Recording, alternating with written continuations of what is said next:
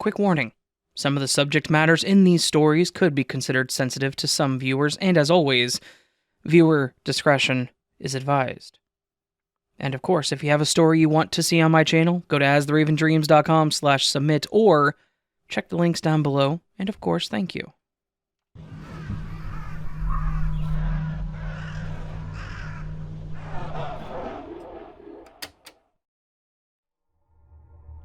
A long time ago, way back when I was young, probably around 9 or 10, I would spend pretty much the entire summer vacation over at my grandmother's house, which was lakeside property.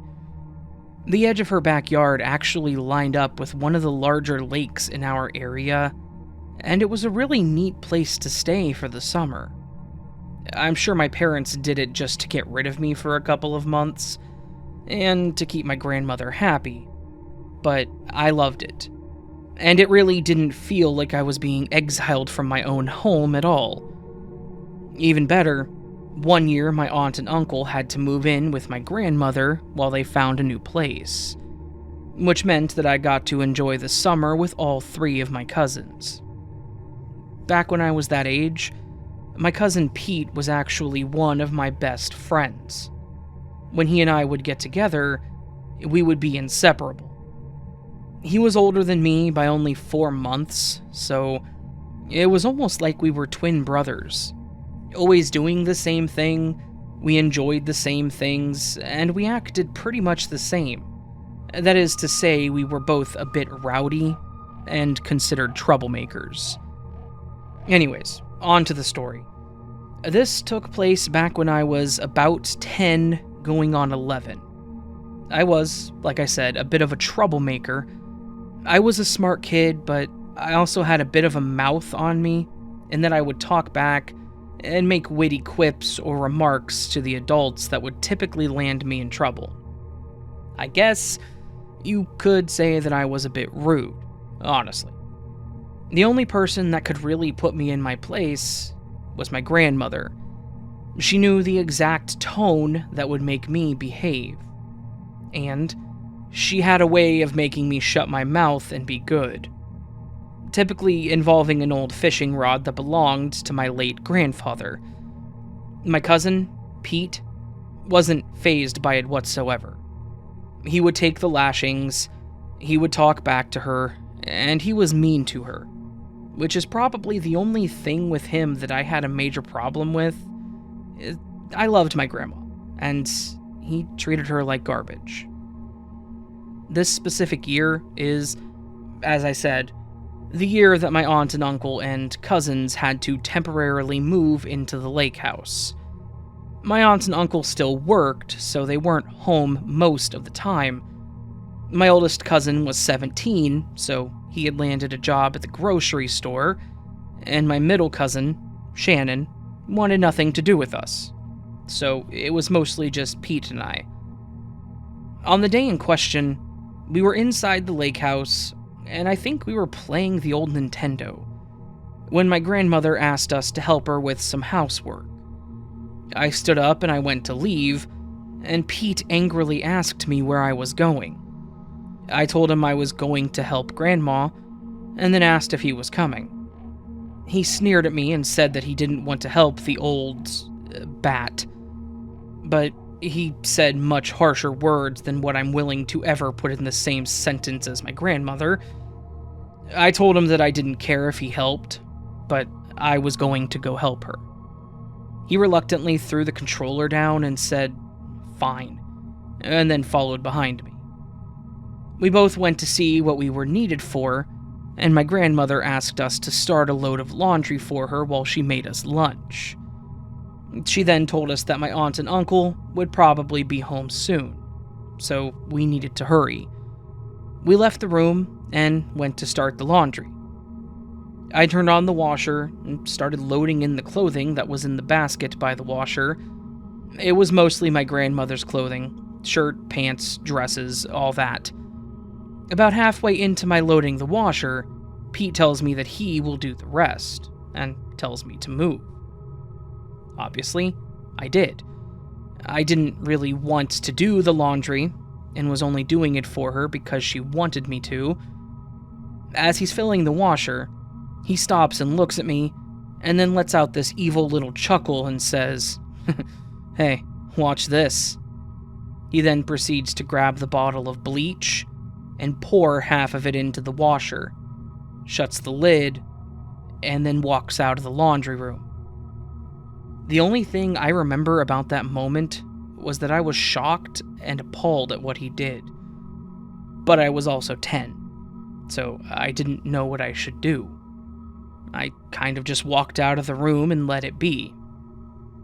Obviously, this wasn't the end of it. Later that night, when my aunt went to change out the laundry, she pulled the clothes out of the washer and the night went to hell. My grandmother was crying and my aunt was screaming, asking who had done that. At first, I was going to let it go, but seeing my grandma cry broke my 10-year-old heart, so I told her. I told her that it was Pete, that we went to do the laundry, and after we had put all the clothes in, he poured the bleach into the washer. And Pete tried to deny it at first, but then yelled about it being an accident, that he thought it was the detergent, that he just grabbed the wrong bottle. He tried everything he could to get out of it, but they weren't having it. I got in trouble for not telling anyone when it happened, but Pete seriously got the bad end of the stick. A couple days had passed, and Pete was basically grounded to his room. I was allowed to roam the house, but I wasn't supposed to play Nintendo or anything like that. It was that following Saturday, because my aunt and uncle took my grandma out to get new clothes to replace what Pete had ruined. They left me and Pete, who was confined to his room, under the watch of my 15-year-old cousin Shannon, the one that wanted nothing to do with us.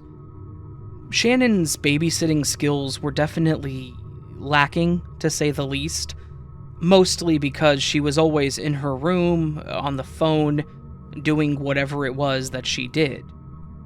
That day, just being the three of us, I asked her if I could go swimming in the lake. To my surprise, she said yes. This was surprising to me because I knew that I wasn't supposed to swim in the lake without supervision, but I was about to because she said I could. Like I said, I was a bit of a troublemaker too. I got my swim trunks on, and I ran out back onto the dock, and I jumped in. I was enjoying myself while everyone was gone, and then, out of nowhere, Pete walked out the back door and just stood on the dock, staring at me. He tells me that I'm not supposed to be swimming in the lake without an adult around, and that something could happen to me. I told him to buzz off, and that I was going to enjoy myself while I could swim alone, and that he should go back to his room before he gets in trouble again. He walks away, and within a few minutes, he walks back out with his swim trunks on. He walks out onto the dock and jumps in the water near me. I was annoyed that he wasn't going to leave me alone, but in the end it was what it was, and I just went back to enjoying the water. After about a minute or two, he calls me over to where he's standing in the water, and I swim over to him. In a hushed tone, he asks me why I told my aunt that he put the bleach in the washer. I told him it wasn't right, and that I told because he hurt our grandmother. He huffed at me and told me that I shouldn't have told on him, and that it was my fault he was grounded for the rest of the summer. I told him that it was his own fault, and that he shouldn't do the things he does to get into trouble. Unfortunately, that's one of the last things I remember about this encounter, because within a moment's time, Pete had his hands around my neck and my head underwater.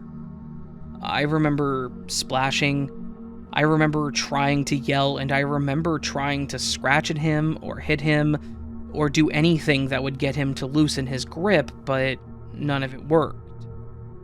Obviously, I didn't die. I'm here to type this story out, but I know that I came close. The next thing I remember is lying on the dock with my cousin Shannon standing over me, alongside some random guy that I'm assuming was at the lake and saw what happened, and I remember that someone else was holding Pete down on the ground. The next thing that is in my hazy memory of the events is being in an ambulance and being checked on. I'm assuming they were checking my breathing, they had an oxygen mask on me, and I was being talked to by a paramedic. The rest of this story, unfortunately, is what I was told by my cousin Shannon. She said that she was in her room and had actually gone to get Pete to tell him to go outside and to swim with me, because she was going to join us, and she didn't want him stuck in the house alone. She said that she went to his room and he wasn't there, and when she had gone to the kitchen where the back door was, she saw him jumping into the lake. She went back to get her swimsuit on, and when she had gotten out back, she actually caught the tail end of Pete holding me under the water. She said that, as she ran outside, I had actually stopped flailing, so I was out. She told me that the other guy was a good Samaritan that had actually seen Pete choking me, and that he had run over to help me get out of the water, and the person holding Pete down was the guy's son. The guy was apparently a nurse and had managed to get me breathing again, but he said that they needed to call an ambulance because I could have brain damage. I was apparently out for a few moments before I faded back into consciousness. Of course, this was probably the worst summer of my life. My own cousin, and at the time best friend, tried to murder me because I snitched on him. I got to spend the day in a hospital, and I got to experience nearly drowning. If you're curious, my cousin Pete is in prison. Not for this, but for other charges. Grand larceny, attempted murder, and assault of a police officer with intent to do bodily harm. Obviously, he never changed. And that summer was the last time he and I ever spoke. He was in and out of juvenile as a teenager, and then moved up to much worse crimes, obviously. So, while that was a summer full of experiences, it's one that left me just a bit mentally scarred. I'm now terrified of water, and I really hope that someday I can just forget about it and go swimming again. Though, that's not likely to happen any time soon.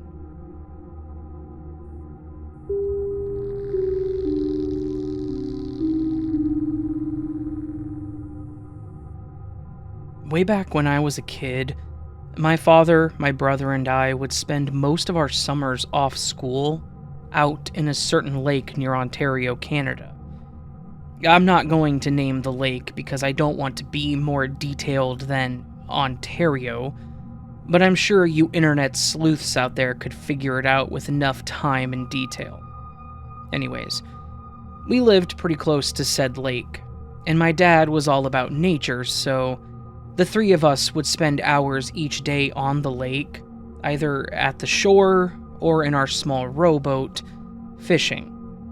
We had a lot of luck out there, and we always caught something.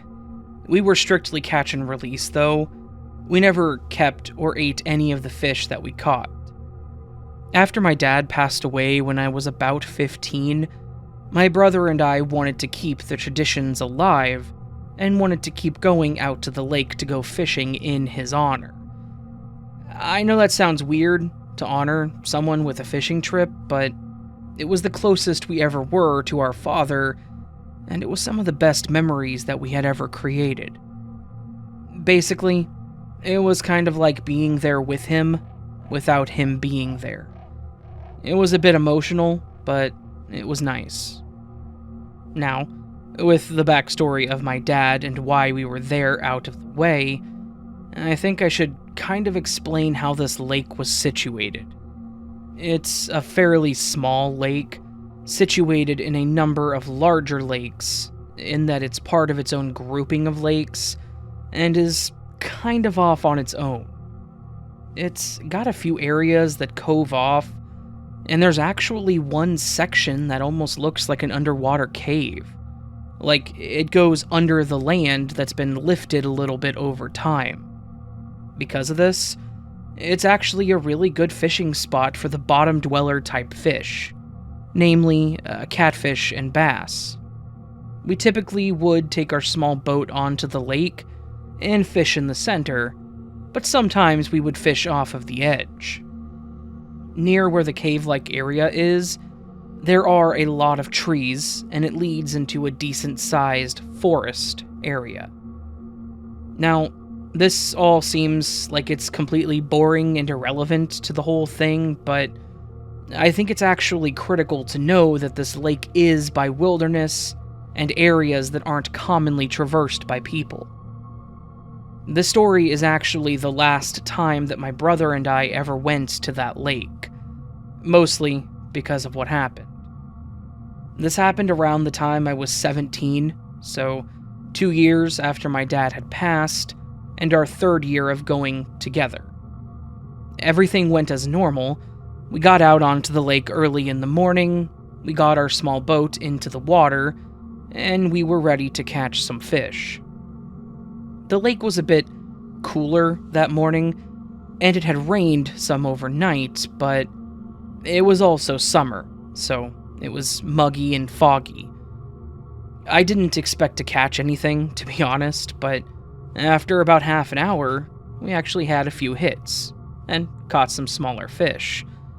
About 2 hours into the morning, so somewhere around 7:30 or so, we were floating in the lake and came up near where the cave area was. When I say near, I just mean in the general vicinity. Nowhere actually near the cave itself. We could just see it. I'm sitting there with my pole in the water. My brother is dozing off behind me, and out of nowhere, we kind of start hearing this weird gurgling noise. We both kind of perk up and look around, just thinking, what the hell is that? When it slowed to a stop. By this point, we were both invested, searching around us for bubbles, and then we hear it again. After doing this back and forth a couple of times, we decided that we should probably head away from whatever it was that was making the sound, mostly because it sounded strange, kind of creepy. Really, it was just weird. We started rowing away from the cave area and back to the other side of the lake when we saw something. We saw it crawl out of the cave area, and when I say crawl, I mean crawl. This thing was acting like a person would if they were super tall and lanky and living underwater. It grabbed onto the mud at the top of the cave-like area and pulled itself up onto the shore. Then, it started crawling towards the woods. The best way I could describe it? Take a mental image of a 7-foot-tall person, slim down any and all fat or muscle so that the skin and bone are touching directly, paint it mostly dark brown to black, and then remove all of the hair. I have no idea what the hell it was, but it was terrifying. Both myself and my brother saw this thing pull itself out of the water and up onto the shore. Then we watched it as it crawled out into the woods.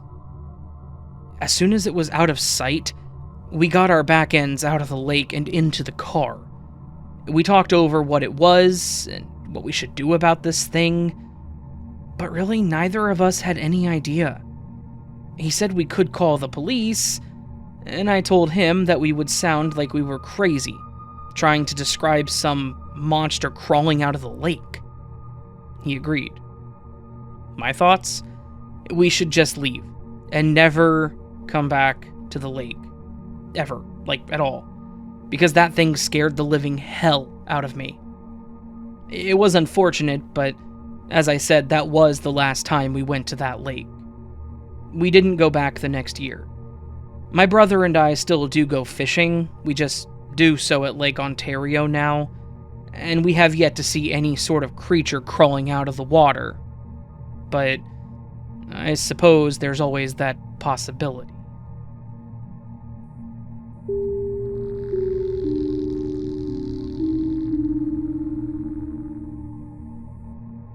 This happened a few years ago during a hiking and camping road trip that my sister and I were taking during my last summer vacation. Basically, the summer between my junior and senior year of high school. She had already graduated 2 years back and was about to go out to college, so she wanted to go out and have a week to ourselves, one last time for my last summer break. Obviously, we had to take extra precautions at my parents' request. We were two late teenaged girls, and the world can be a genuinely terrifying place. So, basically, we had to keep them up to date on where we were at all times, call them if anything happened, and keep ourselves armed with mace and all that. I get where they were coming from, but at the same time, it was a bit annoying having them writing the rules for our road trip. Aside from that, we were told that we needed to stay on main routes and in large parks during our hikes. Honestly, that wasn't a big deal to me. I knew of a few large lakes with really beautiful scenery around them, and I had one in mind that I wanted to go see: Lake Tahoe. Lake Tahoe is the largest alpine lake in the US and is nestled right on the border of Nevada and California.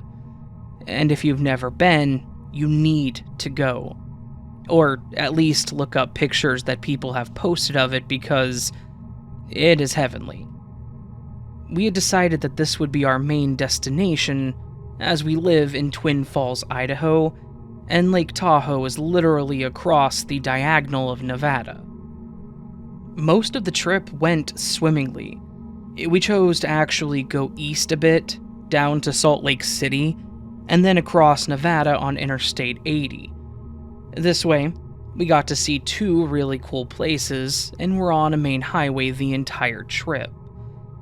It was a road trip, and we were supposed to take in the sights, really, so that's what we did. We stopped and we enjoyed the open air several times across the state, and really, this was just such a lovely time. The part of this that makes this a scary story is when we actually got to the Lake Tahoe area. When we got to the area, we had to make a bit of a decision.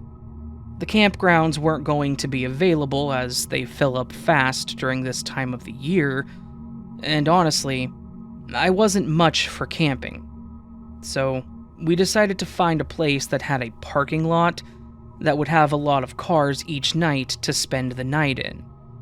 The main place we chose was the Walmart in Carson City. It was about half an hour away, but it was relatively safe, and we weren't likely to get told to leave if we just kept it on the down low. This whole thing started the second night of us staying at the Walmart, or the morning, rather. We were both asleep when we heard a knocking on the window.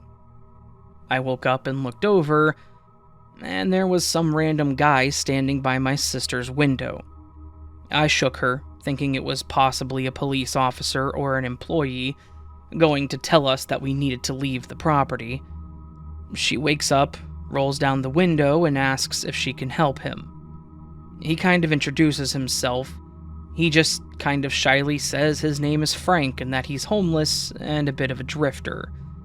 He then makes a remark like, "You two ladies aren't from around here, are you?" I was a bit concerned, but my sister retorted with, "What makes you say that?" It was pretty clear that he was able to get the hint that she wasn't going to be intimidated, but he also wasn't trying to be intimidating. He kind of laughed and said, "Well, your license plate says Idaho, and you're currently sleeping in a Walmart parking lot."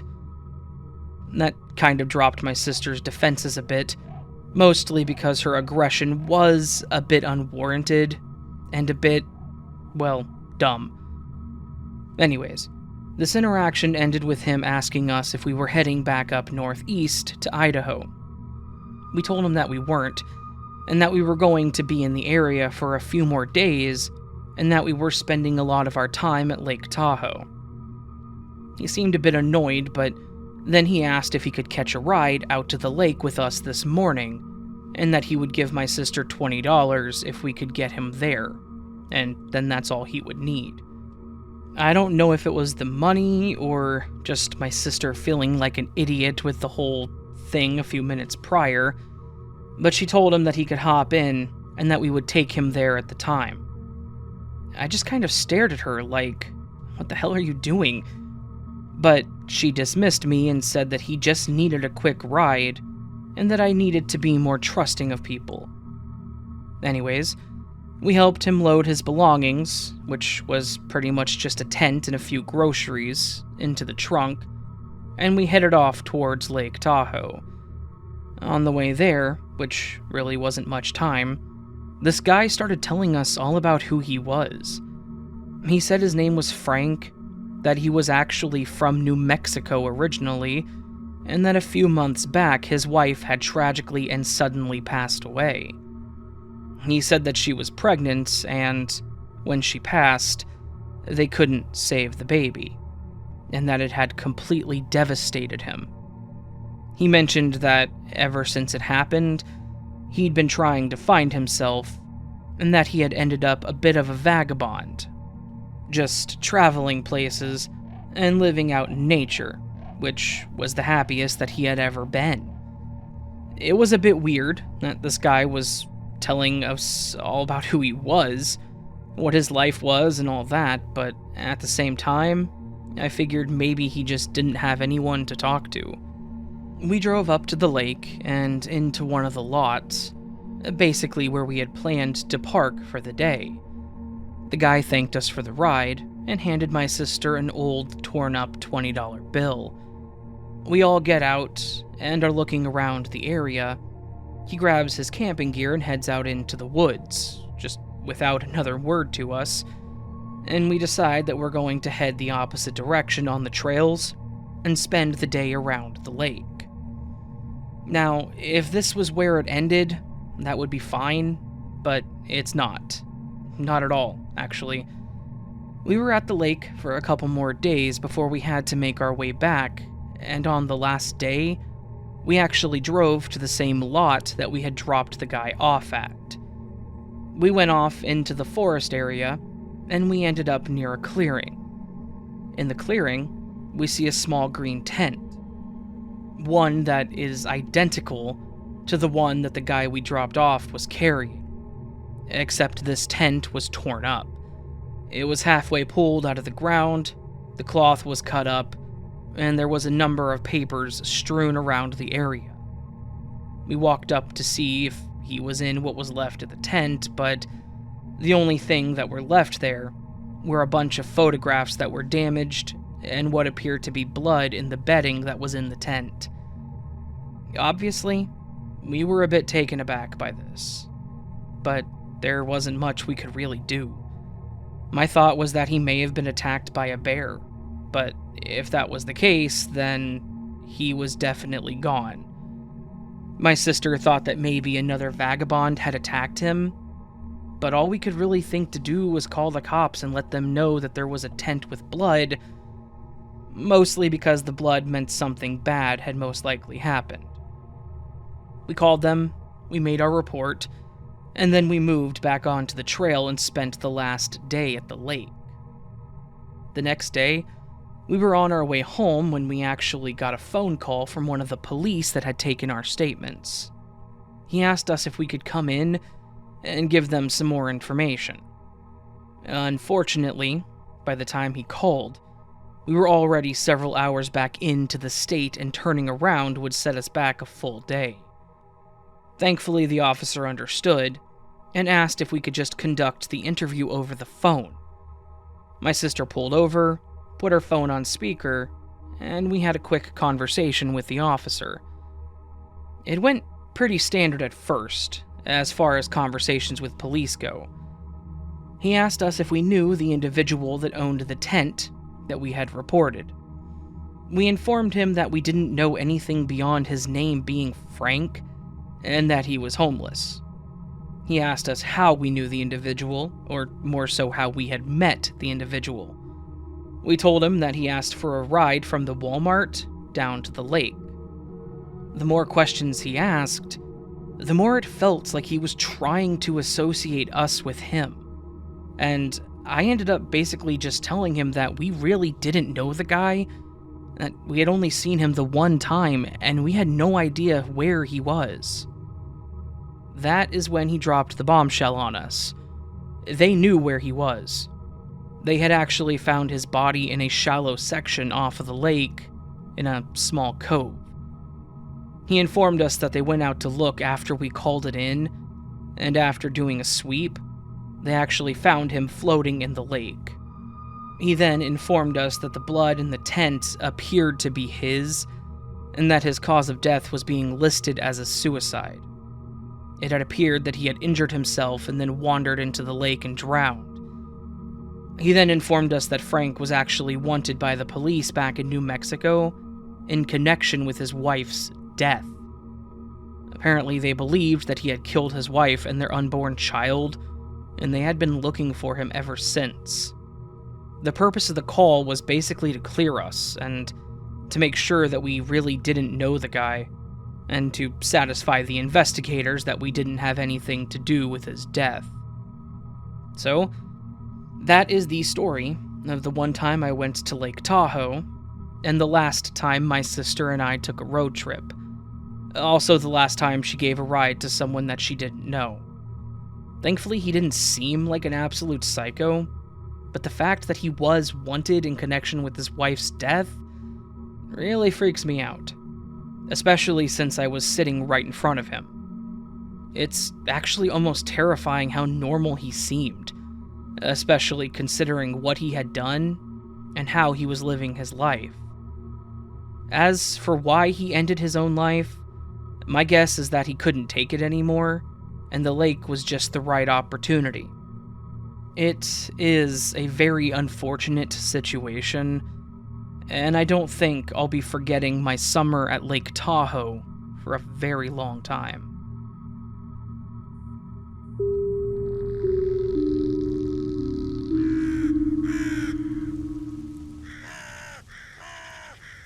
So that was 3 lakeside horror stories, or 3 horror stories by the lake, however you want to call it. I know I called it lakeside, mostly because it sounded good.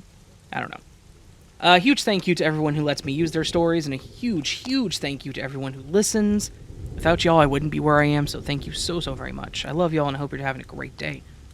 All that said, friends, if you enjoyed this, please do hit that thumbs up button, leave me a comment letting me know what you thought. Also, leave me a comment and let me know what kind of stories you want to see. Any topic. Nothing is off limit. Well, almost nothing's off limits. No promises, but I'll see what I can... Excuse me. Hiccuped. I don't know why. Anyways, no promises, but I will see what I can do.